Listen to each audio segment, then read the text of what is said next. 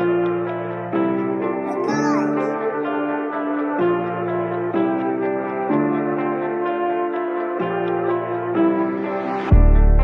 it's FYF Sportsman, it's Lamont, and we are back with another podcast episode. Today, we got a great episode for you guys. We got to break down this game, the New Orleans Pelicans versus the Phoenix Suns. The series is now tied 2-2, and this is probably a series that no one really gave the Pelicans much of a chance to even be competitive. And so now we find this series tied at 2-2. And at this point, anything can happen because with the Phoenix Suns already down without Devin Booker, he's went down with a hamstring injury, out 2 to 3 weeks. The Pelicans have been surging over the last couple of weeks over the season. It's just been miraculous how they've been able to turn around this team this season, especially after the trade bringing in CJ McCollum. That is completely reshaped and changed the culture of this team. And if you think about Willie Green, he was an assistant on the Phoenix Suns coaching staff the year before under the tutelage of Monty Williams. I mean, great in the community, still a lot of ties and connections in the Phoenix area. He gets the opportunity to go coach in New Orleans. And when you're thinking, I'm going to a team in New Orleans, a lot of young players, a lot of things that I have to develop, the last thing that you're thinking about is that I'm going to be facing my previous team in the first round of the playoffs, and that's exactly what happened here. Willie Green gets this team to the playoffs. Brandon Ingram has playing with a new fire, energized, and actually is playing defense. CJ McCollum is locked in. He's bringing the leadership that he wasn't able to really show in Portland. He's bringing that here to New Orleans, and he's putting it into the young guys. You got these young guys. I'm talking about first-timers in the playoffs. Jackson Hayes and Alvarado. These guys are playing like they've been here before. So you got to applaud. And that, those types of changes, those types of culture changes only start from the top down. So we definitely have to give a big salute out to Willie Green and what he's been able to do in reinvigorating this franchise, lighting that fire under Brandon Ingram again. And, ultimately, this very well may be a series where New Orleans doesn't beat Phoenix. But the fact that they came in and they put up this much of a fight, tie the series at 2-2, going back to Phoenix where anything can happen. Devin Booker already out. I mean, you just have to applaud what they've been able to do thus far in this series. Today's game, we're going to be breaking down the highlights for this game because I really want to kind of point out a few things that I noticed on the defensive end and the offensive end. What kind of went wrong for Phoenix? What went right for New Orleans? We're going to be breaking all of that footage down. Before we get started with the video, make sure you guys like, comment, and subscribe. Hit the notification bell to the video if you haven't done so already. Again, the playoffs are here. We're going to be dropping more and more playoff content as we go. This is not something that you're going to want to miss. Our live streams have been epic. Our scoreboards revamped, better than ever. Again, definitely something that you don't want to miss out on. The slate of NBA games yesterday, again, it seems like something happens every day that just kind of leaves me in awestruck. And I just have to say it again and again about the matchups. It's completely about the matchups. You might as well throw seeding out the door.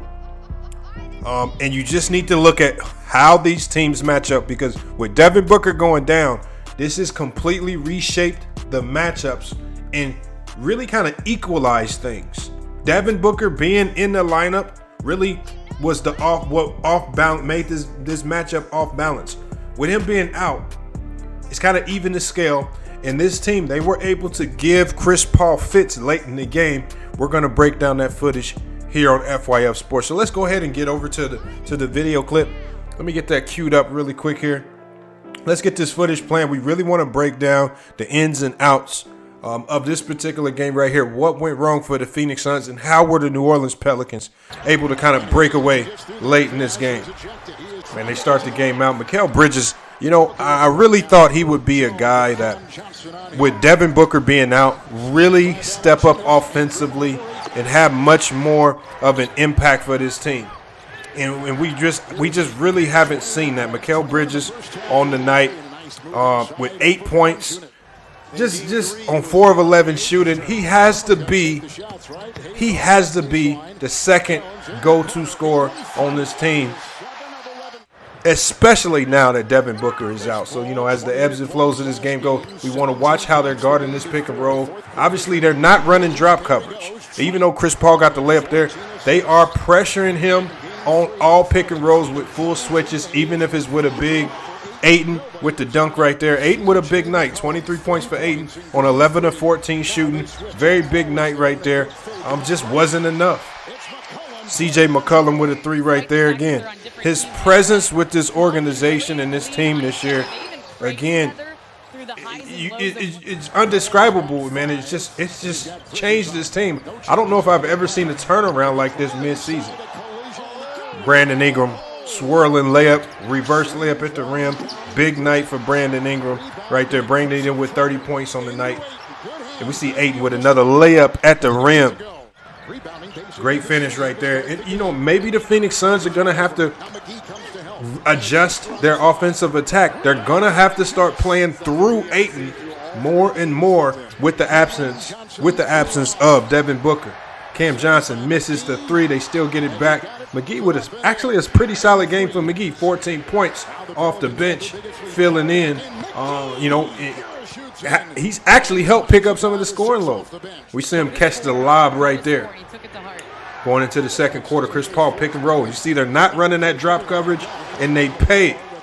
All right, but they stayed firm, even though McGee and Ayton were dominating them. Because of them not running the drop coverage, it just wasn't enough. And Valanciunas with a great game right here. Valanciunas is one of the most underrated big men in the league. Gets the and one layup right there as New Orleans, who led this game from its entirety, up 39-33. Chris Paul with the dime. Again, Chris Paul's slipping these passes through, but look at what New Orleans is doing. They're not relenting. They're not going back to the drop coverages on the pick and rolls. They're going to all-out switches, and they're basically saying these lesser guys are going to have to beat us. Cameron Payne right here dumps the ball down into Ayton. Ayton with the turnaround fadeaway, adding that into his repertoire. Great shot right there. And Cam Payne again gets to the middle of the lane. No drop coverage. Great pull up in front of Valanciunas. But Valanciunas, great night for him as well. 26 points, 15 rebounds. Jay Crowder with the pull-up 3 knocks it down. And it's tied up 51-51 going into the third. And Brandon Ingram splashes this shot. This team is not going away easy.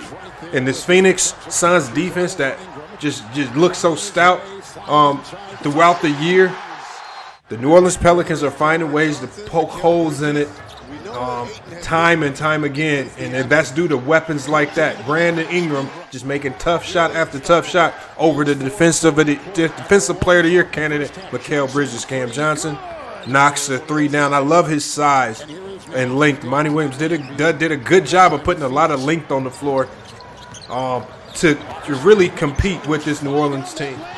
Great take right there as the Pelicans go up 4. And every time the Suns made a run, the Pelicans had to answer. Another lob right there, another lob to McGee. And, they're exploiting it. When teams refuse to go drop coverage, you're going to see the big man get a lot of lobs at the rim. But Brandon Ingram answered every time on his way to 30 points tonight. Valanciunas throws it over the top. Ingram is just punishing him. And, this is the player that everybody thought he could be coming straight out of college. All right. Obviously, things didn't work out with that Laker organization, but since he's been in New Orleans, he's been able to blossom. Brandon Ingram slicing through. Way to move off ball. Great pass by Valanciunas. Cam Payne bringing the ball up. Oh, great dunk by Cameron Payne. Again, the drop coverage is going to hurt you.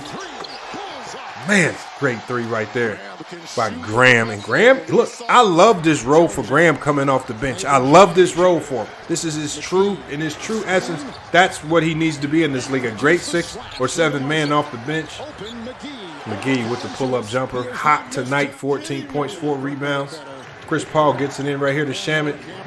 Ayton Gives it back to Paul. Remember, we're in the fourth right here. 9 minutes to go. Pelicans up 8. Ayton gets the dunk at the rim. Remember, the drop coverage. Ayton is going to live all day at the rim. But Valanciunas, can they stop him back? Valanciunas is inviting these ISOs against Ayton. And Ayton cannot hold his ground. We see Valanciunas with the tough fadeaway on the opposite side of the rim. Alvarado bringing the ball up. And Valanciunas, are you going to leave him open, Ayton? And he knocks the three down. These are the daggers when you allow a team like this to get more and more confidence. And Herb Jones with the steal, played excellent defense today. And the dunk. Crowder with the steal right here. You know, as the Phoenix Suns look to try to get back into this game down big in the fourth. Ingram. Euro in the middle of the lane. Misses the shot. But able to collect the rebound. Larry Nance is, again, another underrated signing. I love his activity and his ability to rebound, athleticism as well. Alvarado gets the three up. But look at the fight of this team. Tips it out, knocks the three down. They go up 107 to 87. Alvarado with the classic steal on Chris Paul. You got to love it. Herbert Jones with the layup. And once I saw this play happen right here, I knew the Phoenix Suns' spirit had been broken. Didn't matter what they did at that point in time. The Pelicans came in and did exactly what they were supposed to do. And obviously there's a little back and forth here at the end. Foul me here, foul me there. Suns struggled to make free throws today. You know, so many things went wrong for them. Just unfortunate for the Phoenix Suns as they deal with the Devin Booker injury. They find themselves in a series that is now tied.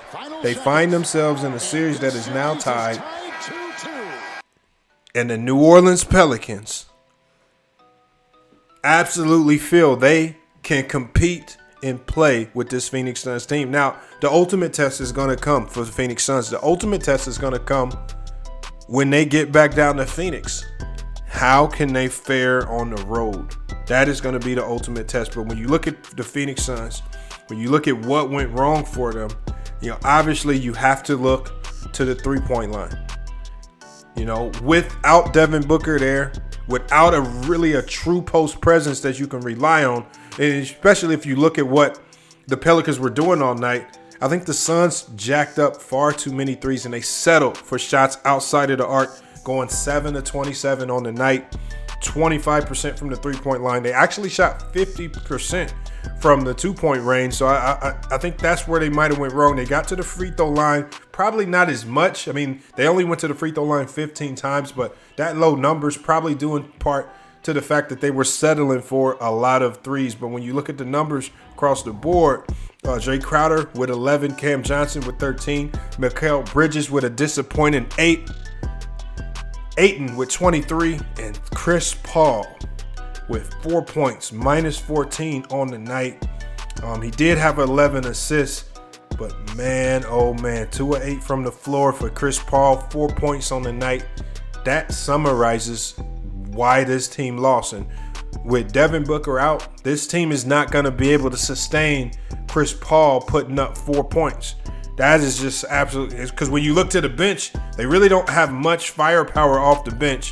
When you look at Torrey Craig, JaVale McGree, and Cam Payne, and also Shamet, that's about the deepest they'll probably go on the bench. When you look to New Orleans, man, this team is hitting on all cylinders. Valanciunas, 26 points, 15 rebounds. Brandon Ingram, 30 points on the night, plus 18 on the night. CJ McCollum, a quiet 18, but an impactful 18. He also gave 9 rebounds, so there was activity in other places. It just all throughout the bench, man. They just had activity and help. Graham dropped 8, Alvarado with 5, but his defensive activity is not shown in the stats. Larry Nance with 6, he was a plus 14 on the night. He grabbed 7 rebounds and also 3 assists, along with a steal. And they just, again, by committee, they are getting the job done as they close this one out by 15, 118 to 103, as the series now heads back to Phoenix. Man, you guys, let me know what you guys are thinking about this year's playoffs. Are the New Orleans Pelicans the surprise team of the 2022 NBA playoffs? I believe they are. I really wish that some of the awards given out, such as Coach of the Year, people waited till after the playoffs, because Willie Green is making a strong case to be the NBA's Coach of the Year. Now, I know realistically it's probably going to go to Monty Williams based on the regular season, but man, this guy definitely needs to be in consideration for how he's helped turn this around in New Orleans. And just imagine how much trouble the Suns would be in if this New Orleans Pelican team actually had a healthy Zion Williamson playing. I mean, the amount of talent that they have on this roster, what they're able to do with the players that they have. I mean, Jackson Hayes is playing great basketball. Like I said, you can always look to the numbers, and the numbers with some of these players really don't do them justice. But they are all over the court, and they are highly impactful. When you look at Herbert Jones, 13 points on the night, but just all over the place with 2 steals and 3 blocks. I mean, I love what they're doing down there, and I think the Phoenix Suns are in real trouble, because every game that goes by, this New Orleans Pelicans team is gaining more and more confidence. So I think this next game in Phoenix, I think the Suns need to come out and they need to have a staple win. They cannot allow this game to be close. They need to blow the New Orleans Pelicans out and really take any confidence that they have, because if they allow this series to go back to New Orleans and they're playing with this much confidence, the Phoenix Suns could be walking into a Game 7 that's just like the NCAA tournament, and you don't know what's going to happen. And that's the last place you want to be, especially after having a season where you're 64-18 and almost everybody picked this team to get to the NBA Finals. But hey, you guys, let me, hit up the comments. Let me know your thoughts about this game. Let me know your thoughts about the NBA playoffs. I just wanted to point out a few things that I saw. Again, I love what the New Orleans Pelicans did. Major defensive change. They've gone away from the drop coverage on the pick and rolls. They are switching everything. And look, obviously when you make these types of adjustments, there's some give and take. They're giving up some of the layups at the rim for JaVale McGee and DeAndre Ayton. We saw both of those guys have big nights for the Phoenix Suns, but it just wasn't enough, because those switches are absolutely blowing up what these guards can do. They're not allowed to create. They're not allowed to really get a lot of open looks off, and they struggle from the three-point line, and Chris Paul struggled to find his offense. And we know with that drop coverage, he lives in that mid-range. He will live in that mid-range and hit those mid-range jumpers that absolutely kill you, because most of them are contested, and they're taking away all of those looks. But who would know better how to stop this team than Willie Green? So this might have been, if we go back to matchups, this might be just the most ideal matchup for the Pelicans, because Willie Green is so familiar with those players in Phoenix, the offensive sets that they run and the defensive sets that they run. You just have to give kudos for him for having his team ready to play and ready to compete on a night in and night out basis. But hey, y'all, it's FYF Sports, man. It's been another great podcast episode. We will be doing multiple live streams this week. We're going to be going live on this channel and our second channel, whatever happened to the News TV. So make sure you are subscribed to both channels. Follow us on Instagram and Twitter so you get notifications whenever we go live on either channel. And also, check out the description of the video. Follow us on our Spotify podcast show.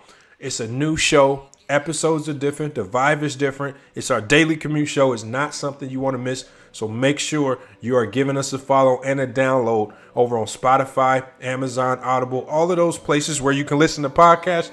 You can now find FYF Sports Debates Podcast. But it's been another great show. We will be back with more sports news. But until then, it's FYF Sports, and we out.